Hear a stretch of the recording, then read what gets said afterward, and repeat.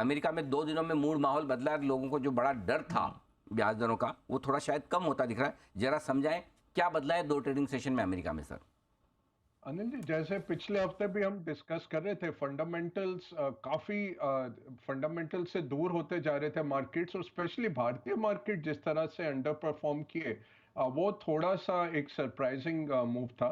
क्या बदला है? एक तो है कि बॉस्टिक, जो अटलांटा फेड के प्रेसिडेंट हैं, उनका जो वक्तव्य आया पिछले हफ्ते, और उसने मार्केट की दिशा एकदम से उल्टी करी और ऊपर की तरफ बढ़ाया। उन्होंने यही कहा कि थोड़े रेट बढ़ेंगे जरूर, बट मुझे बड़ा रेट हाइक नहीं दिखता है, 25 बेसिस पॉइंट का ही रेट हाइक दिखता है, और यहाँ से हम काबू में कर लेंगे इन्फ्लेशन, चाहे साल का अंत लग सकता है। तो इसको मार्केट ने बहुत पॉजिटिवली लिया।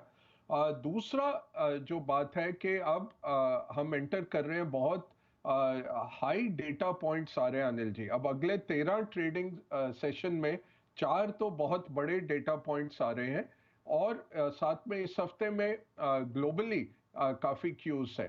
तो उसका मैं जल्दी से आपको बताता हूँ।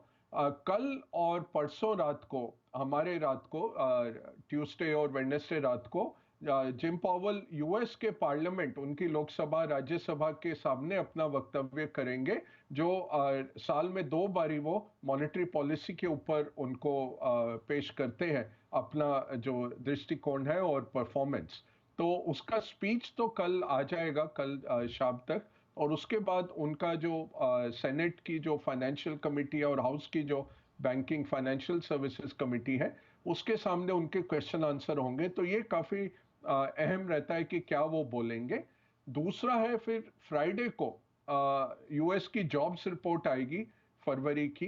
याद करिए, जनवरी में जब 5,17,000 नई नौकरियों का ऐलान हुआ था, तब से मार्केट ने करवट ली थी नीचे जाने के लिए। तो अब उम्मीद है कि 2 लाख से 2,20,000 के बीच में नौकरियां आएंगी, और अगर ऐसा रहा तो मार्केट दृढ़ रहेगा, उसके ऊपर रहा तो थोड़ा सा मार्केट विचलित हो सकता है। तीसरा, फिर आते हैं अगले हफ्ते अनिल जी। अगले मंगलवार को यूएस का सीपीआई का डेटा आएगा, जो 6% आने की उम्मीद है, थोड़ा कम, जनवरी के नंबर से थोड़ा नीचे आने की उम्मीद। और फिर आखिरी है 22 मार्च को, जो फेड की बैठक है, रेट हाइक होगी। रेट हाइक 25 की होने की पूरी पूरी उम्मीद है। उससे अहम जो रहेगा वो टर्मिनल रेट, के कहाँ ये रेट आके रुकेंगे, उसका एक डॉट प्लॉट जो वो बनाते हैं हर 3 महीने। दिसंबर में जो बनाया था 5.1% का बनाया था, अब लग रहा है 5.4 का बनाएंगे। तो ये मार्केट क्यों दौड़ रहे हैं? मार्केट यही सोच रहे हैं 5.4 पे आके रुक जाएगा, और अगर ये कंफर्मेशन आ जाती है 22 मार्च को कि 5.4 ही है टर्मिनल रेट इस बारी की रेट हाइक साइकिल का, तो मार्केट्स इससे काफी प्रोत्साहन लेंगे। तो यूएस रेट से आया है, यूएस के फेड के सीनियर आदमी के वक्तव्य से ये मार्केट में उछाल आया है। और ये 4 डेटा पॉइंट हमें देखने हैं। कल परसों पावल की बैठक, उनके लोकसभा राज्यसभा के साथ, सेनेट और कांग्रेस के साथ।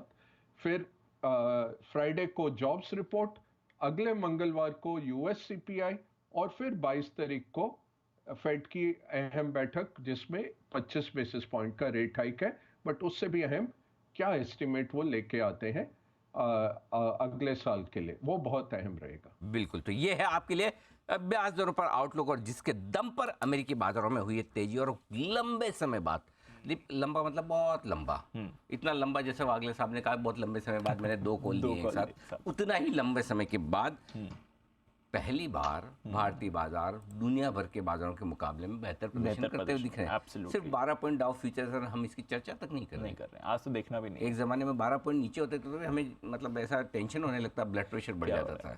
आज सिर्फ और सिर्फ लेवल्स बढ़ते हुए दिख रहे हैं। तो दिन के हाई पॉइंट के आसपास सारे टारगेट, डे वाले टारगेट की पहली जो रेंज, हाई रेंज, वहाँ तक पहुँचते हुए बाजार। बग्गा साहब से जरा जाना जाए, अमेरिका से हटकर भी कुछ आंकड़े चीन से आने वाले हैं, ग्रोथ को लेकर, कंज्यूमर प्रोडक्शन वगैरह सबके आंकड़ों को लेकर। जरा एक बार वहाँ पर और जापान पर 2 जगह नजरें बनाएं सर, वहाँ क्या डेवलपमेंट होने की तैयारी में है और क्या असर पड़ेगा?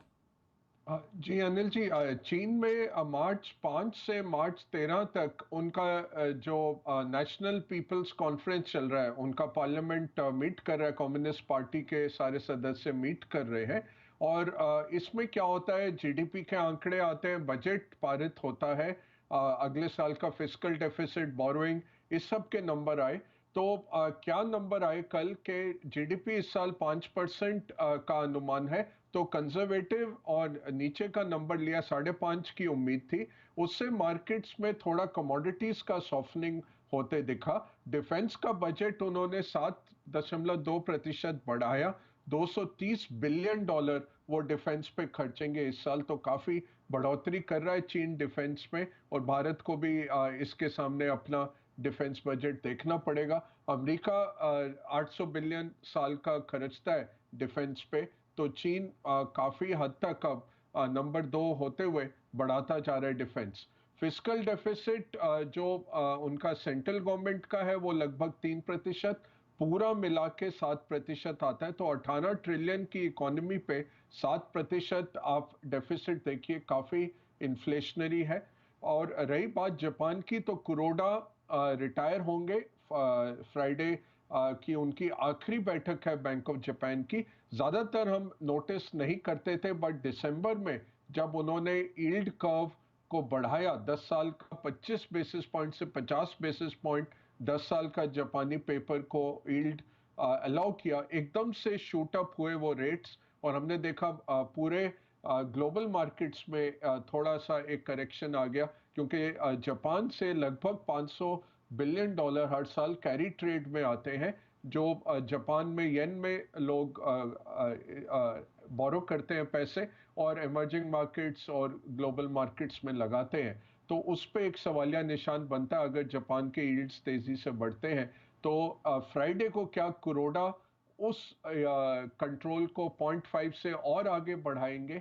बहुत सारे बॉन्ड खरीदता जा रहा है बैंक ऑफ जापान, इसको 0.5 की सीलिंग को मेंटेन करने में। क्या जाते जाते कुछ झटका देंगे? तो मार्केट थोड़े से एक टेंटर हुक्स पे रहेंगे, थोड़ा असमंजस रहेगा मार्केट्स में फ्राइडे सवेरे के बैंक ऑफ जापान की बैठक में क्या होता है, कुरोडा की आखिरी बैठक। तो चीन और जापान से ये अपडेट्स हैं अनिल जी।